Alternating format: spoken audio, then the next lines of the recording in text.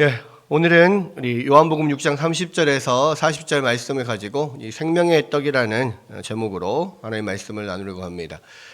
예, 우리가 계속해서 요한복음 6장을 이렇게 살펴보고 있는데요. 요한복음 6장은 오병이어의 기적, 오병이의 표적을 중심으로 해서 이제 그 오병이의 표적 이후에 예수님께서 이 사람들과 대화하시면서 영적인 진리를 계속해서 말씀하시는 그런 내용으로 되어 있죠. 이 요한복음 6장은 요한복음 5장하고 이렇게 비교가 됩니다. 그러니까 이 요한복음 좀 여러 가지로 특이한 면들이 많이 있는데요. 그 중에 하나는 앞장과 뒷장이 계속 비교되는 장들이 있다는 거예요. 예를 들어 우리가 요한복음 3장에서는 니고데모가 나오잖아요. 그죠? 요한복음 4장에서는 사마리아 여인이 나옵니다. 이 니고데모와 사마리아 여인은 그 어떤 사회적인 위치나 지위 뭐 이런 상태들이 아주 극과 극에 있어요.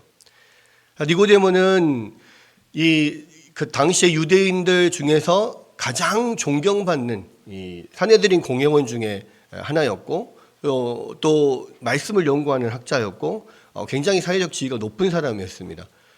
그리고 예수님의 어떤 행하시는 표적들을 보고 그가 지금까지 가지고 있었던 성경 지식을 바탕으로 이분이 하나님께로부터 오신 선지자가 아니라면 하나님께로 오신 선생이 아니라면 이런 일들을 하실 수 없다라는 확신을 가지고 예수님께 찾아 나왔죠.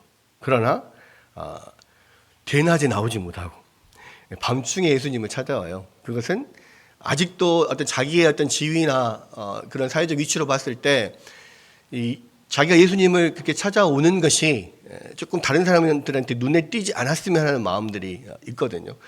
뭐 그렇게 그런 가운데 예수님께 찾아 나오지만 예수님께 그렇게 자기가 예수님에 대한 생각을 이야기하지만 그러나 예수님은 굉장히 차갑게 이야기하잖아요. 내가 하나님으로부터 온 선생인 것을 안다고?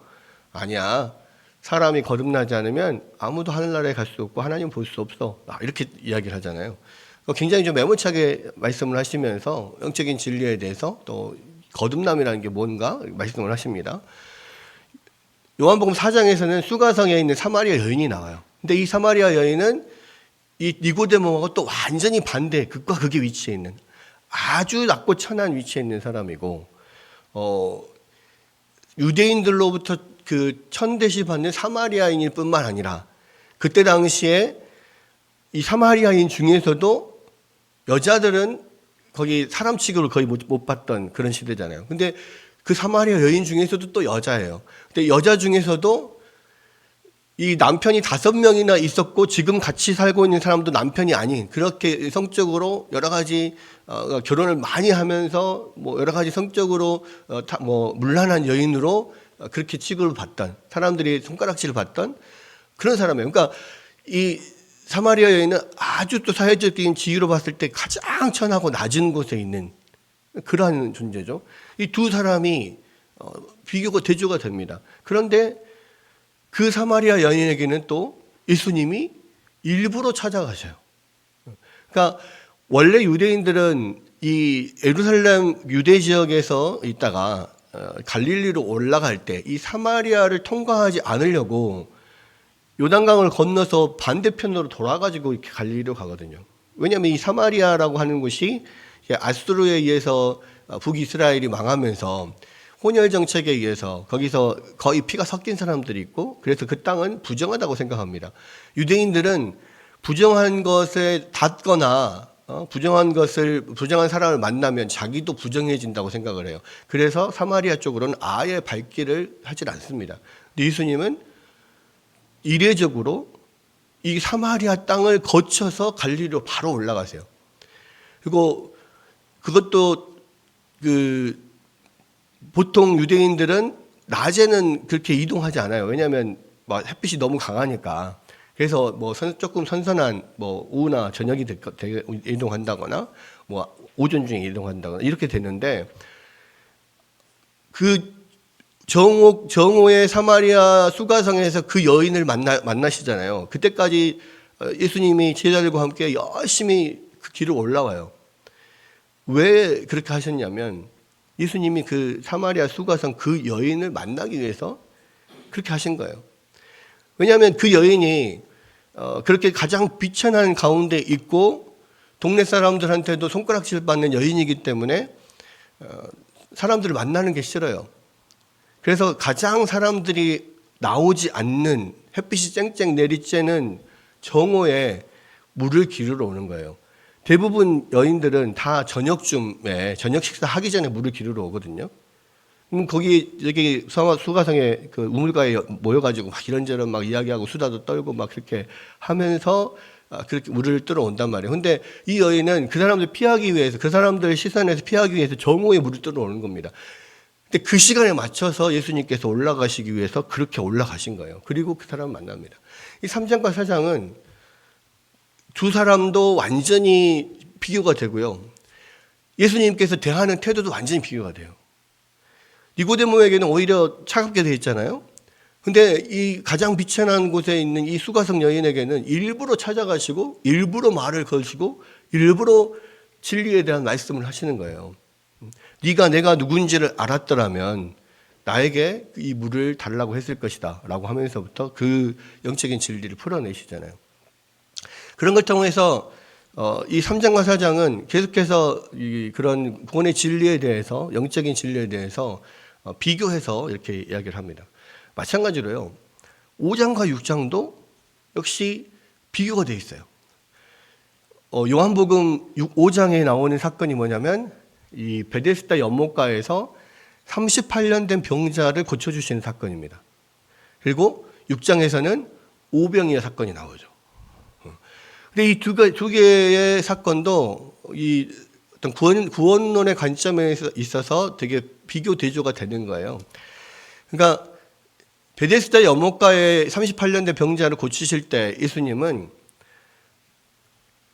그 38년 된 병자가 예수님을 찾아오지 않았어요.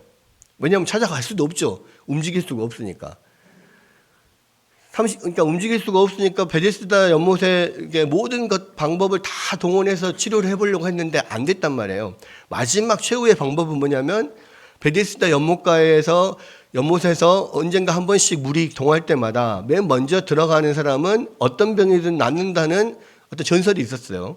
실제로 그렇게 낫는 사람도 있었겠죠. 그러니까 사람들이 소문을 듣고 많이들 병자들이 전국에서 모여들었겠죠. 근데 이 사람은 38년 동안은 병 고침을 받지 못했어요. 거기도 오래 머물러 있었던 걸로 그렇게 보입니다. 근데 왜 그랬습니까? 움직일 수가 없으니까요. 물이 동해도 들어갈 수가 없어요. 그래서 다른 사람들이 물이 동할 때 나를 넣어줄 사람이 없어서 다른 사람이 먼저 들어가니까 내가 고침을 못 받고 있다. 예수님이 가서 물었을 때 그렇게 말을 했잖아요. 이 베데스다 연못가에 38년 된 병자는요, 예수님을 알지도 못했고, 예수님 앞에 예수님께 자기의 이런 어려움들을 토로하고 고쳐달라고 하지도 않았어요. 심지어는 그렇게 할 수 있는 예수님이 가까이 와서 말을 걸고 낫고자 하느냐 묻는데도 불구하고 예수님께는 전혀 관심이 없고 그냥 오로지 베데스다 연못만 보고 있었단 말이에요. 그런데 예수님은 그 사람에게 그냥 주권적으로 가셔서 네가 낫고자 하느냐?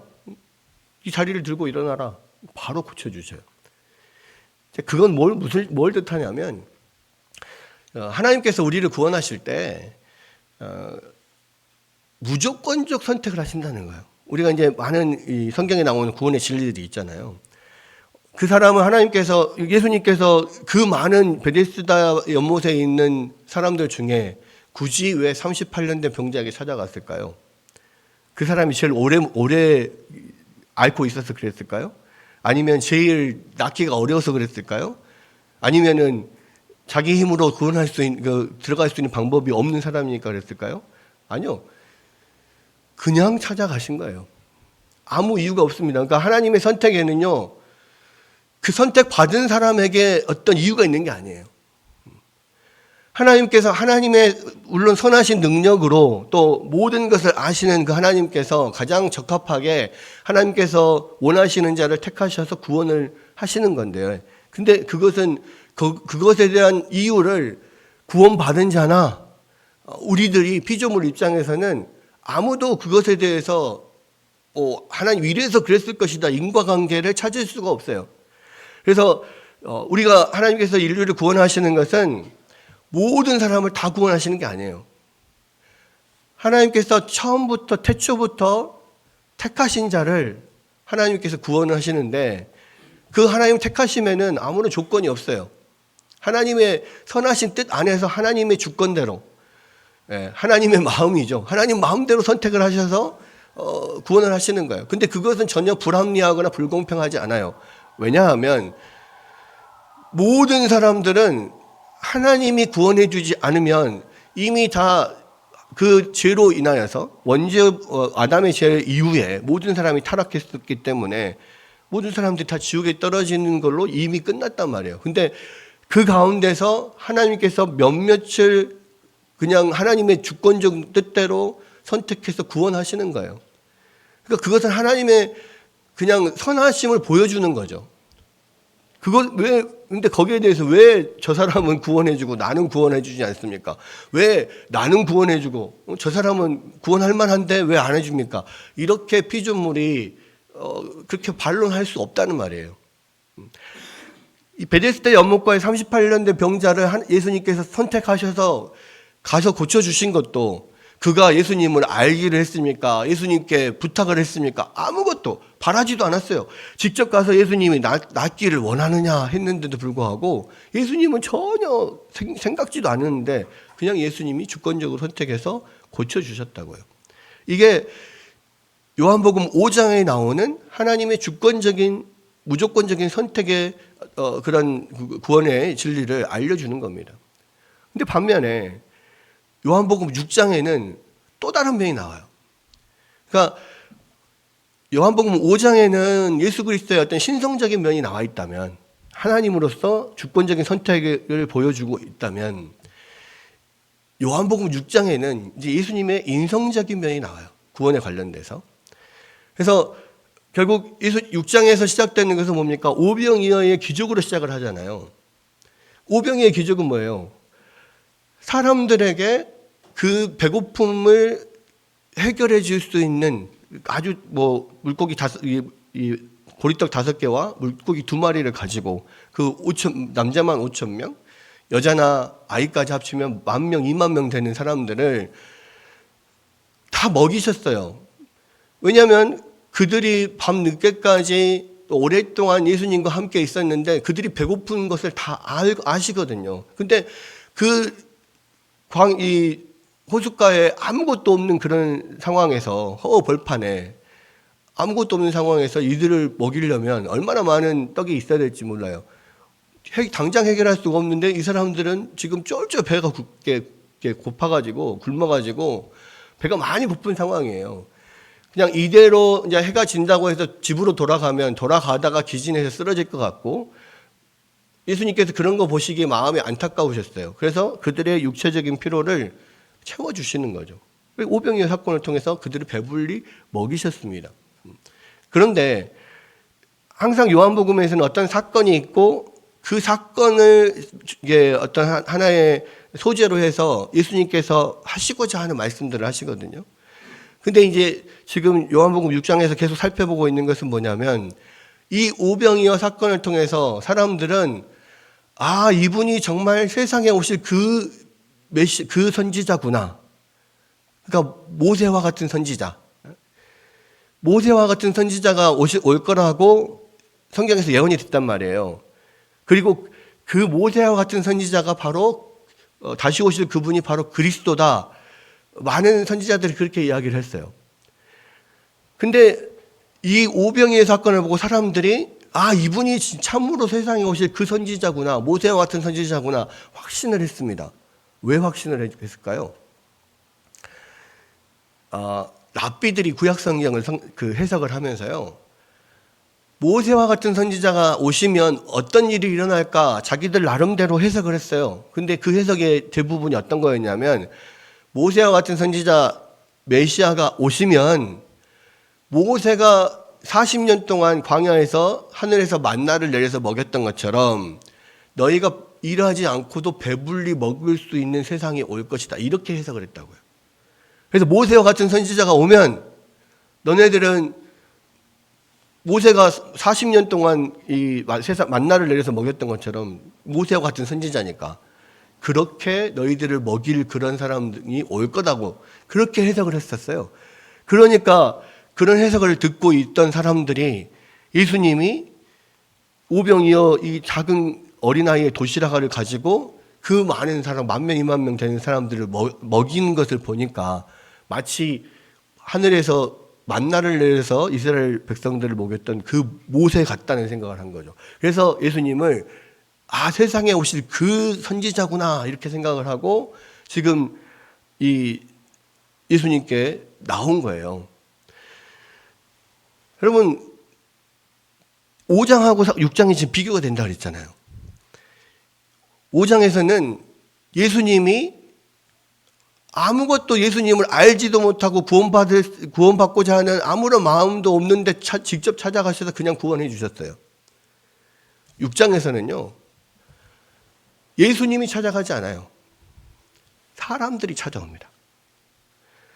근데 그 사람들이 찾아와서 이 오병이어의 기적을 경험하고 와, 이분이 정말 메시아구나라고 생각을 하고 그 이튿날 또 찾아와요.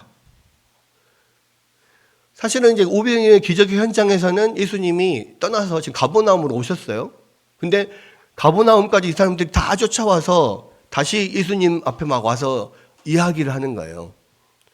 근데 예수님은 그 사건을 이후로 계속해서 말씀을 하시는데 이 사람들이 생각하는 그러한 메시아가 아니라는 걸 이야기를 해요. 너네들은 모세처럼 하늘에서 만나를 내려서 먹일 메시아를 찾지만 나는 그 일을 위해서 온 게 아니다. 내가 너희에게 줄 떡은 육신의 떡이 아니고 영혼의 떡이다. 생명의 떡이다. 하늘에서 내리는 참떡이다. 그리고 그 떡은 바로 나다. 나를 보고 믿는 자들은 생명을 얻게 될 것이다. 오병이어의 떡을 먹으면 잠깐 육신의 생명이 유지되는 것이지만 나를 먹으면 영혼이 생명을 얻게 된다. 내가 생명의 떡이고 내가 하늘로부터 내려온 참떡이다. 예수님이 계속 그 이야기를 하는 거예요. 그 결과 어떻게 됩니까? 오늘 다 읽지는 않았어요. 근데 마지막에 이 논쟁이 계속 진행되고 나중에 뭐라고 되어 있냐면 한번 찾아볼까요? 예수님께서 자기가 생명의 떡이라고 하면서요. 이 다음에는 뭐라고 이야기를 하냐면 이렇게 이야기합니다. 6장 53절에 보면 예수께서 이르시되 내가 진실로 진실로 너희에게 이르노니 인자의 살을 먹지 아니하고 인자의 피를 마시지 아니하면 너희 속에 생명이 없느니라. 내 살을 먹고 내 피를 마시는 자는 영생을 가졌고 마지막 날에 내가 다시 살리리니 내 살은 참된 양식이요 내 피는 참된 음료로다. 내 살을 먹고 내 피를 마시는 자는 내 안에 거하고 나도 그 안에 거하나니 살아계신 하나님께서 나를 보내심에 내가 아버지로 말미암아 사는 것 같이 나를 먹는 그 사람도 나로 말미암아 살리라. 이렇게 말하면서 예수님께서 이 생명의 떡이라고 자신이 생명의 떡이고 나의 피와 살을 먹어야 산다 이렇게 이야기를 하거든요. 그러니까 나중에 그 이야기를 다 듣고 이제 어떤 현상이 일어나냐면 66절을 보시면 그때부터 그의 제자 중에서 많은 사람이 떠나가고 다시 그와 함께 다니지 아니하더라. 무슨 이야기입니까? 그 찾아왔던 10,000명, 20,000명 되던 사람들이 다 떠나갔어요. 이 말을 하니까. 그리고 어떻게 됩니까? 67절 예수께서 12제자에게 이르시되 너희도 가려느냐? 시몬 베드로가 대답하되 주여 영생의 말씀이 주께 있사오니 우리가 누구에게로 가오리까? 우리가 주는 하나님의 거룩하신 자인 줄 믿고 알았사옵나이다. 예수께서 대답하시되 내가 너희 12를 택하지 아니하였느냐? 그러나 너희 중에 한 사람은 마귀니라 하시니 이 말씀은 가룟 시몬의 아들 유다를 가리키심이라. 그는 12 중에 하나로 예수를 팔자라라. 결국은요. 이 오병이어 사건을 통해서 그 많은 사람들이 예수님께 다 몰려왔지만 결국 다 떠나고요. 그 영적인 진리를 듣고 나서 다 떠나고요. 남은 사람은 제자들밖에 없었어요. 그게 무슨 이야기입니까? 그러니까 5장에서 이야기하는 것은 하나님께서 구원하실 자들은 주권적으로 선택하셔서 그들이 어떤 상황에 있든지 하나님께서 그를 구원하신다는 이야기예요. 6장은 그러면 그런 사람들이 어떻게 예수님께 나와서 구원을 받게 되냐는 거예요. 어떻게? 그러니까 이 현상을 보여줍니다. 예수님께 찾아온 사람들은 많았어요. 이 예수님의 말씀을 듣고 기적을 보고 예수님을 쫓아오는 사람들은 많았어요. 그런데 그 10,000명, 20,000명 되는 사람들, 남자만 5,000명 되는 사람들, 그 중에서 결국은 예수님의 그 말씀을 듣고 그 말씀을 통해서 예수님을 진짜로 참된 우리의 구주구나, 우리 영혼의 구주구나, 그것을 믿고 따르는 사람은요, 10여 명밖에 되지 않았다고요. 이거는 이 세상에 있는 하나님께서 태초부터 선택하신 백성들이 어떻게 하나님의 자녀로 들어오게 되고 예수님을 믿게 되느냐를 보여주는 거예요. 그리고 그 숫자가 그렇게 많지 않다는 것을 보여줍니다. 여기서는 극단적으로 10,000명, 20,000명 중에 결국 12명밖에 구원받을 사람이 없는 거예요. 근데 예수님의 다른 비유에 또 보면 씨 뿌리는 비유를 생각해 보십시오. 씨 뿌리는 비유를 생각해 보면 씨 뿌리는 자가 농부가 나가서 씨를 뿌릴 때 길가밭에서 씨앗이 떨어지고 가시밭에도 떨어지고 돌밭에도 떨어지잖아요. 그리고 좋은 밭에도 떨어집니다. 밭이 4분의 1이에요. 근데 씨가 다 떨어지는데 세 군데서는 이게 열매가 맺지 않아. 마지막 한 군데 좋은 데서만 열매를 맺어요. 그 말은 무슨 말입니까? 복음이 전해졌을 때요, 참으로 그 복음에 반응하고 돌아오는 사람들은, 예수께로 돌아오는 사람들은, 마음을 돌이키는 사람들은 4분의 1밖에 안 돼요. 25%밖에 안 된다는 말이에요. 그러면 75%는 다 떨어져 나가는 거예요. 분명히 그 중간 과정도 있습니다. 복음을 듣고 아예 싹이 안 나는 사람도 있죠. 근데 싹이 좀 났는데 조금 나다가 그냥 돌밭에 떨어지는 것은 그냥 금방 타서 죽어버리는 경우 있죠. 가시밭에 떨어지는 그 씨앗은 좀 많이 자라가요. 자라가는데 나중에는 결국 가시의 기운이 막혀서 마지막 열매를 못 맺어요. 근데 결과적으로 세계는 다 똑같아요. 어떤 상황이든 열매를 못 맺는 게 다 똑같은 겁니다. 마지막 25% 4분의 1만 열매를 맺는데, 그러면 그렇게 작은 수만 열매를 맺으면 그러면은 이 땅에 어떻게 복음이 펴지고 확장이 되냐? 그 4분의 1밖에 안 되고 25%밖에 안 되는 그 땅에서 나는 열매가 30배, 60배, 100배의 열매를 맺어서 결국 풍성한 수확을 이루게 된다는 거예요. 여러분, 이 세상에 많은 사람들이 복음을 전합니다. 복음이 전해져요. 어떻게든 사람들이 복음을 들어요. 관심이 있어서 오는 사람들도 있어요. 그런데 많은 사람들이, 그 중에서 대부분은 마지막까지 열매를 맺지 못하는 경우가 많다는 거예요. 여러분, 그것은 결국 예수님께서 말하신 것처럼 천국으로 가는 길은 좁고 협착하여서 저 가는 사람들이 적다고 그랬어요. 천국이 아닌 다른 곳으로 가는 길은요, 넓고 좋아요. 많은 사람이 거기로 가요. 근데 거기는 멸망의 길이에요. 지금 오병이어 사건을 통해서요, 그렇게 많은 사람들이 몰려왔는데 결국 남은 사람들은 영적인 진리를 계속 설파하니까 거기에 대해서 계속 아닌데, 우리가 생각했던 것이 아닌데라고 결국은 계속 이야기하다가 마지막에는 이제 아니다 하고 다 돌아가는 거예요. 재밌는 것은 이 요한복음 6장이요 71절이나 됩니다.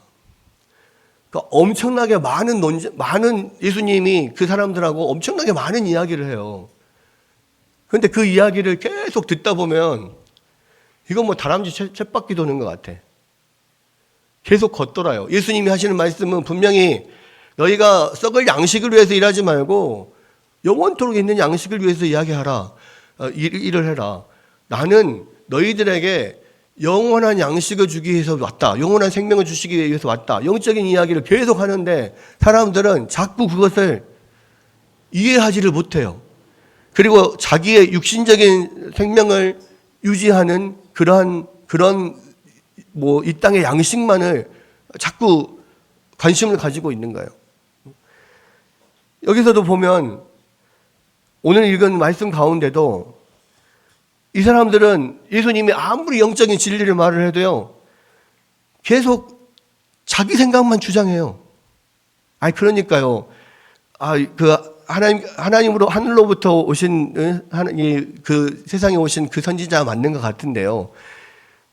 어떤 증거를 표적을 보여주십시오. 좀 더 우리가 더 믿을 수 있게 해주십시오라고 하면서 뭐라고 이야기를 하면, 근데 모세는 하늘에서 만나를 내려주셨는데 40년 동안 이렇게 하는 거예요. 그러니까 예수님은 계속 아니다. 나는 너희에게 영적인 양식을 주러 왔다. 너희들에게 영적인 생명을 주러 왔다. 그런데 자꾸 이 사람들은 듣고 그런데요. 어쨌든 모세와 같은 선지자인데 모세는 40년 동안이나 만나를 내렸다니까요. 뭐 이렇게 이야기를 하는 거예요. 그 무슨 이야기입니까? 한 번으로 부족하다는 거예요.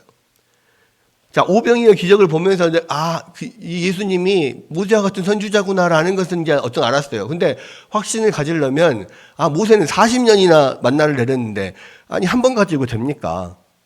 두 번, 세 번 좀 내려줘야 이분이 진짜 세상에 오실 그 선지자구나 메시아구나 우리가 알지요. 자꾸 그거를 관철시키려고 해요. 근데 결국 계속 그러니까 이 사람들은 계속 이 영적인 양식이 아닌 육적인 양식에 관한 관심만 계속 표현하고 이야기를 하고 어떻게든지 그것을 받아내려고 예수님하고 계속 이야기를 하고, 예수님은 그게 아니라고 계속 설명을 하고, 그러다 보니까 이렇게 길어진 거예요, 6장이. 여러분 예수님을 대해서 궁금해서 찾아오고 교회에 같이 오고 하는 많은 사람들 안에도요, 이런 사람들이 엄청 많아요. 아무리 말을 해도 그 안에 있는 세상적인 가치관이 변하지 않는 사람들이 있어요. 우리가 지난 시간에도 이야기했죠. 우리에게 지금 현재 가장 중요하고 시급한 문제가 뭐냐? 우리 청년들하고 성경 공부를 하면서 제가 그 교재에 있는 설문조사를 같이 했다 그랬잖아요. 거기에 당신에게 지금 가장 중요한 일은 무엇입니까? 가장 중요한 문제는 무엇입니까? 1번 구원, 2번 성공, 3번 건강, 4번 기타 이렇게 있을 때 청년들이 1번 구원에다가 체크한 사람은 거의 없었다 그랬죠. 다 건강, 성공, 기타 이런 데다 체크를 했어요. 왜 그랬을까요? 자기는 이미 구원 받았다고 생각하는 거예요. 교회에 다니면 다 구원 받았다고 생각을 해. 그러니까 더 이상 구원은 관심이 없어. 왜? 구원은 이미 따놓은 장상이니까. 구원받은 자로서 이 세상에서 어떻게 성공할 것이냐, 구원받은 자로서 어떻게 이 세상을 건강하게 살 것이냐, 구원받은 자로서 이 세상에 어떻게 잘 살아가 볼 것이냐, 어떻게 선한 영향력을 미치고 살 것이냐, 여기에 관심이 있단 말이에요. 그런데 여러분, 제가 이야기를 지난주에도 했었죠. 우리의 구원이 예수 믿는 사람 믿는 순간 끝났습니까? 아니요, 우리 구원은 끝나지 않았어요. 우리가 예수를 믿는 것은요, 구원이 시작할 뿐이라고요. 우리에게는 성화의 과정이 남아 있습니다. 이 성화의 과정은 한 번에 끝나는 게 아니에요. 우리가 평생을 거쳐서 계속해서 주의 말씀으로 훈련되고 연단되고 또 그 말씀 가지고 세상에 나가서 부딪히면서 모든 시련을 믿음으로 말씀으로 싸워 이기면서 그렇게 예수님 닮은 인격으로 내가 단단하게 다져져 가야만 우리가 완전한 구원에 이르러 가게 되는 거예요. 그 과정의 길을 걸어가야 돼요. 우리가 예수 믿고 가만히 앉아있으면 그렇게 성화가 됩니까? 안 돼요. 우리의 구원은요, 예수를 믿는 순간부터 시작해서 우리가 예수 그리스도 앞에 다시 설 때까지 계속해서 그 구원의 길이 이어져 가는 겁니다. 그러니까요, 우리는 지금도 여전히 사도 바울이 말했듯이 너희가 두렵고 떨림으로 너희의 구원을 이루어 가라 말씀하셨던 것 같이 우리 믿는 사람들에 있어서 최대의 관심은요, 우리의 구원이어야 돼요. 다른 건강과 다른 기타 문제와 성공과 이것은 그냥 썩을 양식입니다. 그 썩을 양식은 아무리 많이 먹어봐야, 많이 가져봐야 궁극적인 우리의 구원이, 영혼의 구원 문제가 해결되지 않으면요, 아무런 필요가 없는 거예요. 이 세상에서는 우리가 아무리 오래 살아봐야 100년밖에 못 삽니다. 웬만하면. 근데요, 이 세상 삶이 끝나면 저 마지막 내세, 우리의 내세에서는 영원히 살아요. 근데 그 영원히 사는 장소를 여기서 결정합니다. 영원히 천국에서 살 것이냐, 영원히 지옥에서 살 것이냐. 여러분, 우리의 구원은요, 지금도 여전히 우리 가운데 가장 중요한 문제여야 되고, 우리가 그 구원의 문제를 가지고 정말 하나님 앞에 계속해서 나아가고, 말씀을 붙잡고 기도하고, 그렇게 점점 우리가 성화되어 가야 되는 그런 과정 중에 있는 사람들이에요. 근데 지금 예수님께 찾아온 이 많은 사람들이 아무리 예수님께서 영혼에 관한 문제를 이야기를 해도, 내가 너희의 생명의 떡이다, 내가 참떡이다, 아무리 영혼에 대한 이야기를 해도 이 사람들이 관심이 없어요. 이 세상에서 나를 배불려 줄 그런 모세와 같은 선지자만 바라고 있는 거예요. 근데 이게 현대 크리스찬들하고 너무나 똑같지 않습니까? 여러분, 문제는요, 우리가 이미 구원받았다고 생각하는 게 가장 큰 문제예요. 그렇기 때문에 우리의 구원을 위해서 두렵고 떨림으로 여전히 힘쓰지 않고 있어요. 근데 예수님께서 당신을 생명의 떡이다라고 말했던 이유는 뭐냐면, 생명의 떡이라는 것은 결국 밥이라는 이야기거든요. 그러니까 여기서는 한글은 떡으로 번역이 됐지만 원래는 빵입니다, 빵. 근데 생명의 빵이라고 하면 그들이 먹는 주식이에요, 밥이에요. 그리고 예수님이 왜 생명의 빵이라고 했을까요? 왜 내가 생명의 밥이라고 했을까요? 몇 가지 이유가 있어요. 밥은 우리의 생명에 있어서 필수적인 겁니다. 밥을 안 먹으면요, 날마다 어쨌든 밥으로 되면 되는 양식이죠. 어쨌든 매일매일 밥을 안 먹으면은 결국은 죽어요. 밥이 없으면 우리의 생명을 이어갈 수 있는 방법이 없어요. 유일한 방법이에요. 우리의 밥을 먹는 거, 양식을 먹는 게 유일한 방법이에요. 그러니까 예수님이 없으면요, 우리가 아무도 구원받을 수가 없어요. 예수님이 꼭 필요해요. 그것이 예수님이 생명의 밥이다, 생명의 떡이라고 한 첫 번째 이유입니다. 두 번째는 뭡니까? 이 생명의 양식은요, 모든 사람들에게 호불호가 없이 다 필요해요. 그러니까 음식 중에서 어떤 사람은 육식을 좋아하는 사람이 있고, 어떤 사람은 생선류를 좋아하는 사람이 있어요. 어떤 사람은 회를 아예 못 먹는 사람도 있어요. 어떤 사람은 고기를 아예 못 먹는 사람도 있어요. 근데 밥은 누구든지 다 먹어요. 그 누구든지 다 먹어야 하고요. 그러니까 예수님이 생명의 밥이다, 생명의 떡이라고 말씀하신 이유는 모든 사람들에게, 지위가 높은 사람이나 낮은 사람이나, 아까 니고데모나 이 사마리아 여인이나 누구에게나 다 호불호가 없이 예수님이 다 필요하고, 예수님이 다 모두에게 그러한 양식을, 영적인 양식을 공급해 줄 수 있다는 겁니다. 마지막 세 번째가 되게 중요한데요. 뭐냐면, 밥은요, 매일매일 삼시세끼를 먹어야 돼요.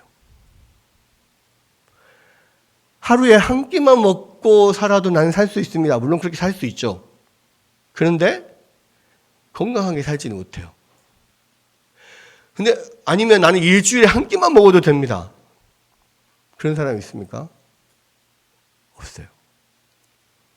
밥은 매일매일 먹어야 되듯이, 예수님은 우리가 예수를 믿을 때나 믿지 않을 때나 예수님은 매일매일 매일매일 필요하신 분이에요.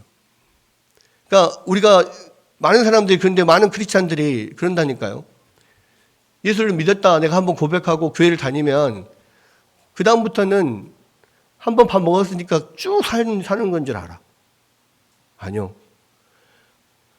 밥을 잘 먹는 아이가 건강한 것처럼요.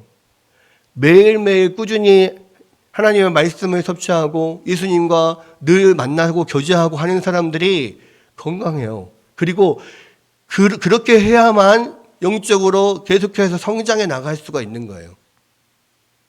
그래서 예수님은 당신을 생명의 떡이라고 이야기합니다. 생명의 밥이라고 이야기를 해요. 여러분, 이 예수님의 제자들은 다른 사람들이 다 떠나가도 예수님의 제자들은 남았어요. 그리고 영생의 생명의 말씀이 여기 계시니 우리가 어디로 가리까 이렇게 고백을 합니다. 그리고 날마다 주님과 함께 나아가는 거죠. 여러분, 이 예수님의 제자들이 예수님을 따르는 자들의 표본이에요. 정말로 예수님을 따르는 자들, 정말 구원받을 사람들, 하나님께서 선택하셔 부른 사람들, 아버지께서 예수님에게 주시는 사람들, 그 사람들은요, 날마다 매일매일 예수님을 따라요. 예수님과 함께해요.